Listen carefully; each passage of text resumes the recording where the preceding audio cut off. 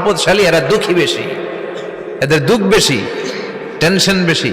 খুব স্বাভাবিক, টাকা যার বেশি রোগ তার বেশি, টাকা যার বেশি টেনশন তার বেশি, টাকা যার বেশি ঘরে শান্তি তার কম। আছে না নাই?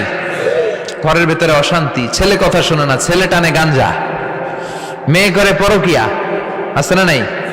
স্ত্রী কথা শোনে না, ভালোবাসা নাই, ঘরটা জাহান্নামের টুকরা। রোগ বালাই, এক একটা হসপিটাল বিল পরিশোধ করতে মাসে 5 লাখ 10 লাখ। আছে না নাই?